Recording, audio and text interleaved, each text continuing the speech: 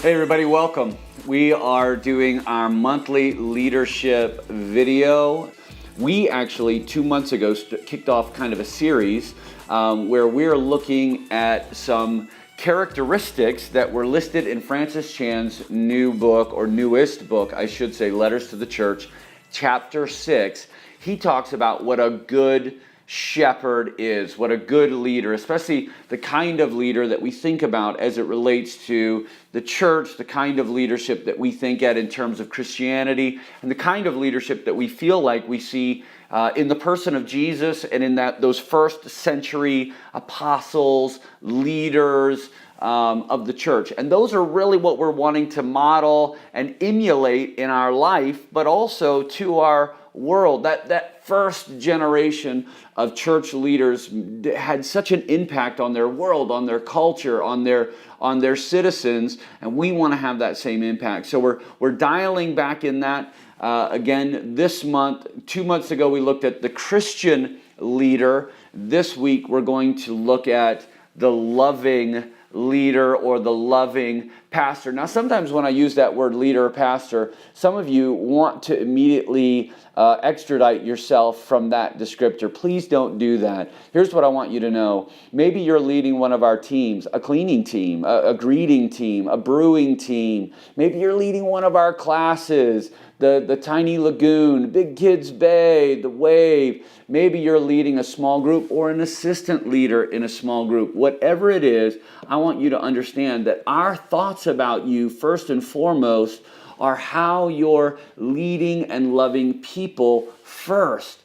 When we think about how we move together, we talk about our GEM process, which means grow and engage and multiply. And we grow, first and foremost, spiritually and relationally. So no matter what you're doing, whatever task or thing that you're facilitating, understand that those tasks, that environment is just an opportunity, an arena for you to be able to love people, love our community, love other Wellers into deeper levels of relationship with Jesus Christ. And so the tools, the principles we're giving you will apply as you think about, how do I love on my team, my fellow team members? How do I love on my group? How do I love on the kids or the parents in my class? Whatever it is, there's application. And God has placed you uniquely where you are right now for such a time as this. And so be bold, step into that. Take this information, what God is sort of revealing and unmasking, uncovering in your heart and in your spirit, and sort of step into that. So today we want to talk about the loving pastor. So once again, in the same way that we're a Christian, this is a Christian leadership conversation, and we started off by talking about Christian leaders. It almost feels like, should you have to say Christian? Should you have to say loving? Do you have to say loving pastor, loving leader? Maybe we shouldn't have to say it, but here's what I'm going to tell you. It is easy for people to be leading in church, for people to be leading brothers and sisters in faith, for people to be pastors in churches who aren't genuinely loving people. When I first went into full-time ministry, there was kind of a glib little saying that was going around that I found myself kind of laughing at first and possibly even saying, but the more I got to thinking about it, the more it made me feel uncomfortable and unsettled, and the more I felt a need to sort of push back on it. And that was, you would hear pastors say things like, I love the ministry, I just don't like my people. I love the church, I just don't love the attenders. Just all kinds of things like that. And the idea was ministry would be so easy if we didn't have to deal with people. But the truth is, pastoring, ministry, leadership, it is people. Leadership at its core is just influencing other people. And whatever influence anyone is willing to give you, that's your opportunity to lead, to lean into them, into their lives, and be able to influence them in a way that you love them into a deeper level of relationship with Jesus Christ. So it's been my experience that it's easy to do ministry without really loving people. And that doesn't mean something that we make a conscious decision about. Oftentimes, we can just get caught up. We can get caught up in seasons where we're busy, the logistics of our children, of our career, of our education, the logistics of the meetings of our group, and organizing food and making sure people get there, the realities of helping someone through a financial struggle, through a physical struggle, through whatever it is, can sort of break down into just tasks, into a project where we treat people more like projects that we're trying to fix, rather than children of God that need, that want, that we should deeply love. And so Paul kind of teaches about this. He speaks to us about this in 1 Thessalonians chapter 2, starting in verse 5. He said, "Never once did we try to win you with flattery, as you well know." And here's what I want to point out. There are all kinds of big names in ministry, in business, in politics, that by design should be serving people that really are just serving themselves, and oftentimes see people as a means to an end. And I want you to know that's ugly, and that is nothing that we see in Jesus. That in no way reflects the kingdom or the nature of God. And so it's important that we sort of push back on that. That the point wasn't to win with flattering words, as you well know. Let's go on. "And God is our witness that we were not pretending to be your friends just to get your money. As for human praise, we've never even sought it from you or anyone else." Verse 7. "As apostles of Christ, we certainly had the right to make some demands on you, to put some expectations on you, but instead, we were like children among you, or we were like a mother feeding and caring for her own children.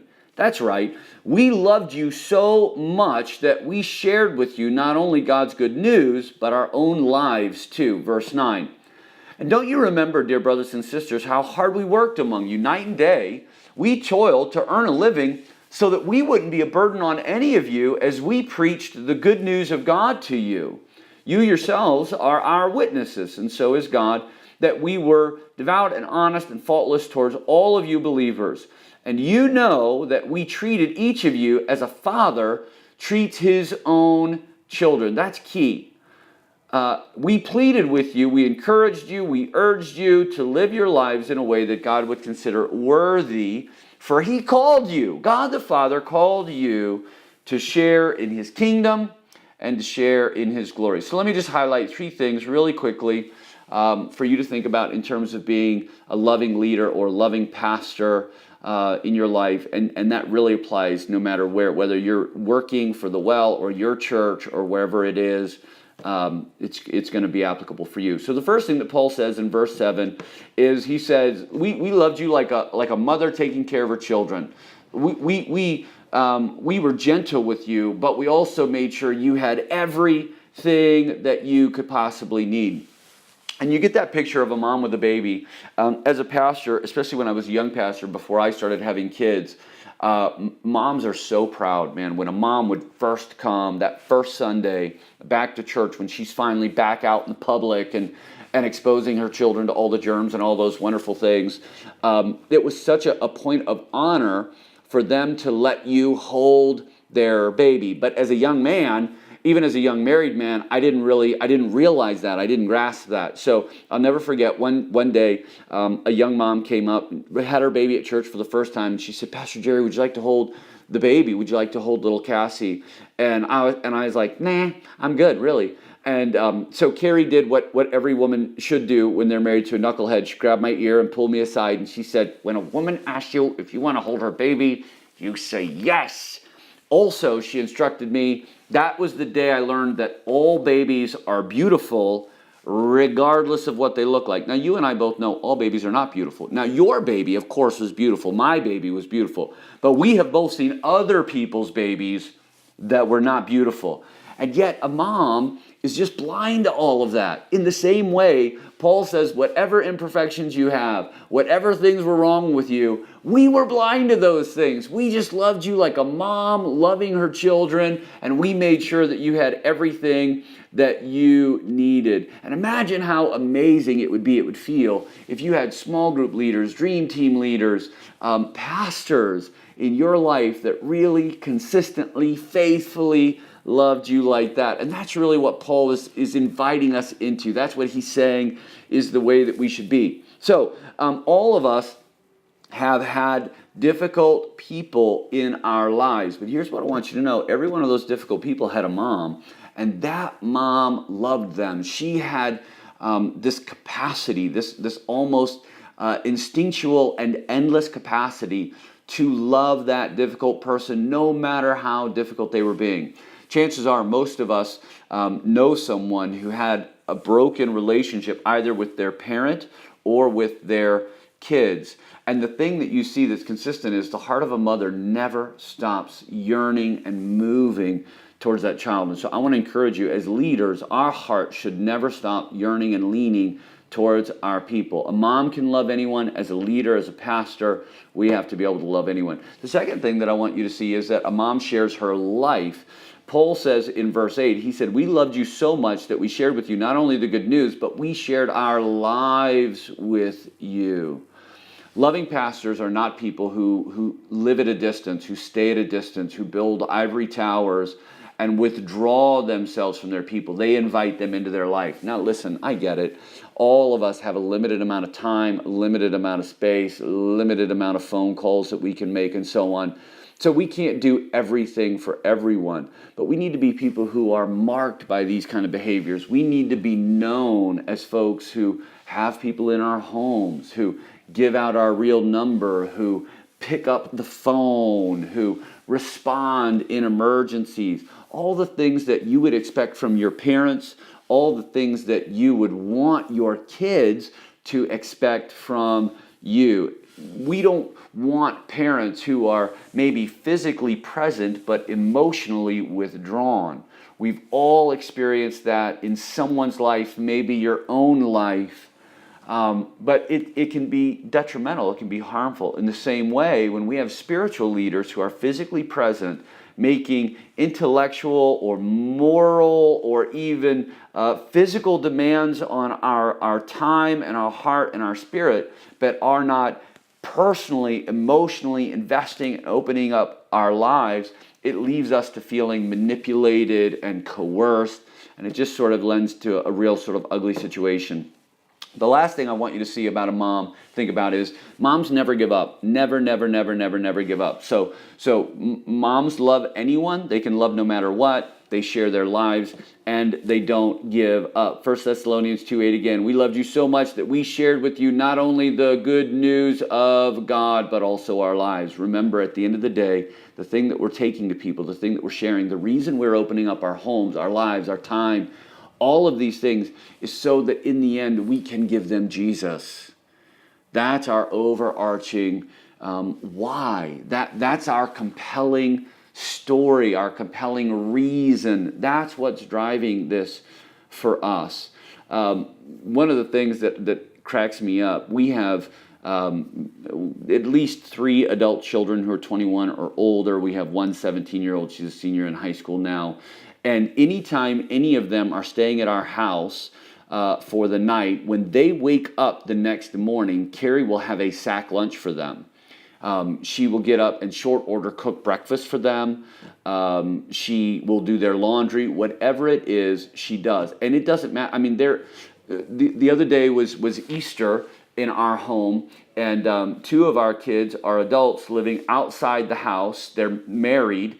And there were Easter baskets for them on the table Easter morning, because moms don't have any sense of now, once they're here, I'm going to stop. The love of a parent never stops. A good friend of mine, Jeff Camphausen, was here. He's a missionary in Thailand, and he's here. He's got one child in college living in the States, and he's got another child in a year and a half that'll be moving, or about a year, I guess, that'll be moving to the States as well. And this summer is going to be kind of unique for them, because they're going to have a couple months where he and his wife Karen are going to be empty nesters.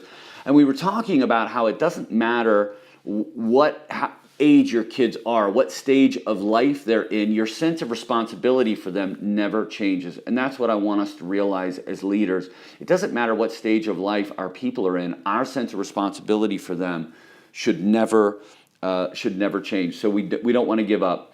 And so 1 Thessalonians 2:9, it says, "Don't you remember, dear brothers and sisters, how hard we worked among you? Night and day we toiled to earn a living so that we would not be a burden to any of you as we preach God's good news to you." In other words, one of Paul's chief concerns was, I'm not worried about what I'm going to get from you, what I'm going to draw off of you. I'm worried about what I can invest in you, because I want to make sure that everything is set perfectly for when I'm going to drop God in your heart. And that's a parent's responsibility.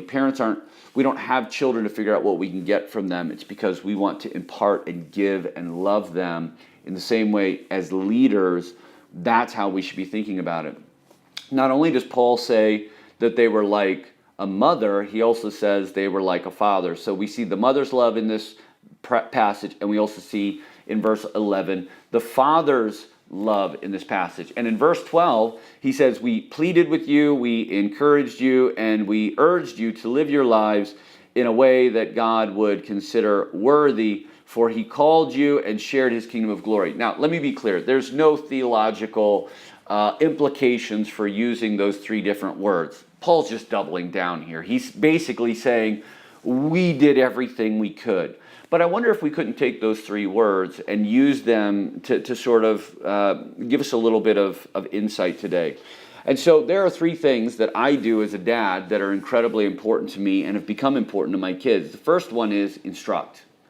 As leaders, it's important that we instruct people about what's right, about how to live, about how to be in a relationship with each other. Just give people the information that they need to be successful and to take next steps and to build healthy relationships and to be a witness to their community. Instruct. The second thing he says is we encourage. And I really think that means to encourage, to be an encouragement. There is nothing that was more difficult when my kids were playing sports than I always wanted to coach. It was easy for me to live in the instruct phase. But oftentimes at the end of a game or the end of a performance, what they really needed was not instruction. What they really needed was affirmation. They needed encouragement. So we need to pick our times. We need to understand when to give coaching information and where and when to give just affirmation. Just, man, you can do this. You're amazing. God has got a plan for your life. You're going to pass this test. You're going to get the promotion. Whatever it is, be affirming, be encouraging. The last one is, and this is where I really want to drill in a little bit, those two are the things that we know. We hear them all the time. But the last thing he talks about is we urged you. And when I think about urged you, I think about the idea of bringing correction at times. And it is important. Years ago, I had a conversation with someone, and the conversation had just gotten to a place where it was getting heavy and it was getting hard, and I didn't feel like they were particularly listening. And so I just decided I wasn't going to go any further with them. I just wasn't. Later that same day, I was having a conversation with my second son on the phone, and we were talking, and it kind of got to the same place in the conversation, but this was my son. And so I kept going. I kept struggling with him until we finally got our breakthrough, and he understood what it was that needed to happen, and I really was able to touch his heart in a way that was meaningful for him and for me. And I remember as soon as I got off the phone, it was like I felt the Holy Spirit asking me in my heart, why didn't you love that other person as much as you loved your son? And it wrecked me. And here's the thing, if you've never heard the Lord ask you that, I'm so happy. I hope you never do. So please, don't stop with the instructing and the correcting. Go all the way through. Be willing to urge. Be willing to correct. Be willing to go that extra mile. Don't leave anything on the table that you would be willing to tell your best friend or your sister or your son. And obviously there's a weight of relationship that indicates for us how far we can go and how far we can't. But make sure when you were at that level of relationship with those other people in your life that are meaningful, that you're being consistent, that you're loving them as much as you would your kids, that you're loving them as much as you would your family, that you're loving them as much as you would those really close friendships that you have in your life. So we see the mother's love, we see the father's love. Really what we're seeing here is Jesus' love, who is the perfect example to us both of a father and as a mother. Too many pastors, too many leaders, too many politicians, too many business, too many teachers. They aspire to be great speakers, great communicators, great authors, publicly known, whatever it is.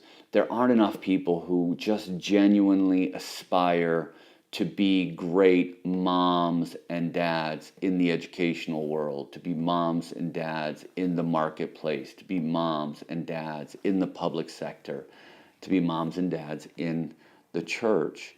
But it really is first and foremost what God has called us to. Well, thanks so much for taking a couple minutes to let us share with you and grow in your leadership. If you have any questions or comments, you're free to give us a call, 630-262-1083. You can reach out to me directly, Jerry at cometothewell.org, or you can reach out to us through Facebook or Twitter, any of the social media outlets, and we'll be happy to get back with you that way. And of course, for those of you who are Wellers, you can grab us anytime on a Sunday. Well, we hope that this has been helpful. We hope you have an amazing week and an amazing month, and we look forward to getting to talk to you about leadership and God more next month.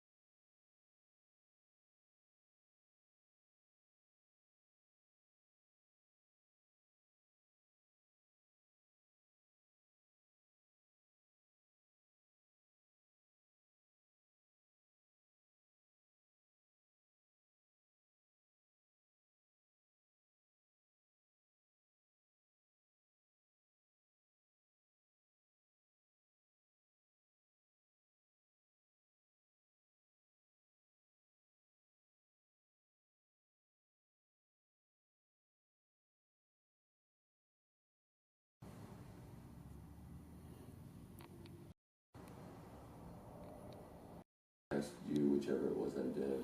Mm-hmm. And I ran home and got cleaned up and grabbed a real quick bite, and she took my dad to get his hair cut, grabbed a bite, and then they went back to the hospital until she woke up, and they hung out with her for about an hour, and then she just needs to go to sleep, so they just were leaving.